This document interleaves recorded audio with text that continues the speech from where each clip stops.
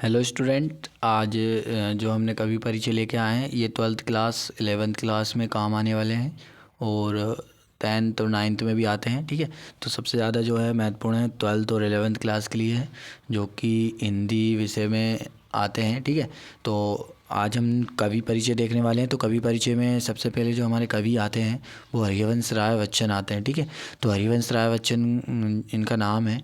तो आइए इनको देखते हैं कि इनकी रचनाएं क्या क्या की है इनने। तो 2 रचनाएं हमको लिखने को आती है, यहाँ पर 3 लिखी हुई है, तो आपको जो सरल लगेगी वो आप याद कर लेना। ठीक है, पहली क्या है, मधुबाला, मधुशाला, मधुकलश। तो मधु मधु याद रखना, मधु से भी जब भी आए तो किसकी रहेंगी, हरिवंश राय बच्चन की। आइए इनके में हम क्या लिखेंगे, जैसे कि हमें इनके जो भाव पक्ष रहता है, भाव पक्ष भी लिखने को आता है। तो भाव पक्ष में क्या क्या लिख सकते हैं हम, देख लीजिए। तो यहाँ पर देख सकते हैं आप, भाव पक्ष में लिख सकते हैं रहस्यवादी भावना। तो रहस्यवादी भावना होती है इनकी, तो इनमें हम अंदर लिखेंगे बच्चन जी छायावादी कवि हैं। हालावाद में इन्होंने मधुबाला, मधुशाला, मधुकलश आदि रचनाओं के साथ रहस्यवादी भावनाओं को भी अपनाया है। ठीक है, ये हम लिख सकते हैं। इसके आगे लिख सकते हैं हम दूसरा पॉइंट बना के, प्रेम और सौंदर्य। भाव बताना है हमको इसके अंदर, भाव। ठीक है, भाव के अंदर हमने पहला पॉइंट बताया रहस्यवादी भावना है इनके अंतर्गत, फिर है प्रेम और सौंदर्य की भावना। फिर आता है बच्चन जी ने रचनाओं में प्रेम और सौंदर्य का अनूठा संगम देखने को मिलता है। तो जो बच्चन जी की रचना है उसमें प्रेम और सौंदर्य का अनूठा संगम देखने को हमको मिलता है। फिर है आलावादी दर्शन। तो मधुशाला में मस्तानापन, मतलब जो मधुशाला रचना थी उसमें मस्तानापन बताया है। जीवन एक तरह की का मधुकलश है और दुनिया मधुशाला है। तो इनने तीनों रचनाओं से ये प्रमाणित किया है। ठीक है, फिर आगे देखिए, सामाजिक चेतना का भाव।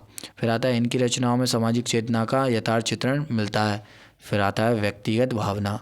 तो व्यक्तिगत इन्होंने अपनी कविताओं में व्यक्तिगत भावना जैसे सुख दुख का चित्रण किया है। तो ये हम इनके अंतर्गत लिख सकते हैं। ठीक है, तो ये हमने इनके अंतर्गत बता दिया है। भाव पक्ष हो चुका है, अब आता है कला पक्ष लिखने का। तो इनके हम कला पक्ष में लिखते हैं भाषा, रच, छंद, अलंकार। ठीक है, इनके बारे में लिखते हैं। पहला आता है हमारा भाषा। तो क्या लिखेंगे, इनकी भाषा सरल, सहज और खड़ी बोली है। इन्होंने अपनी भाषाओं में अन्य भाषाएं जैसे कि संस्कृत, अंग्रेजी, उर्दू, फारसी आदि भाषाओं के कुछ कुछ शब्दों का उपयोग किया है। कहीं कहीं तत्सम, तद्भव, देसी विदेशी भाषा शब्दों का उपयोग भी हुआ है। भाषाओं का उपयोग नहीं, देसी विदेशी शब्दों का उपयोग हुआ है। ठीक है, इनके निबंधों में मुहावरे एवं लोकोक्तियाँ देखने को मिलती है। फिर आता है देखो रस। तो जो कवि हैं तो कवि रस का उपयोग करते हैं। तो इसमें क्या क्या इन्होंने इस अध्याय में क्या क्या किया है, जो हमारे 12th क्लास में अध्याय है उसमें अंतर्गत क्या क्या किया है, श्रृंगार रस, वियोग रस और संयोग रस का उपयोग किया है। फिर आता है अलंकार। तो अलंकार कौन कौन से उपयोग किए हैं इनने, यमक, अनुप्रास, श्लेष, उपमा, रूपक और मानवीकरण अलंकार। ठीक है, छंद कौन सा है इनका, पद छंद है। ठीक है, पद।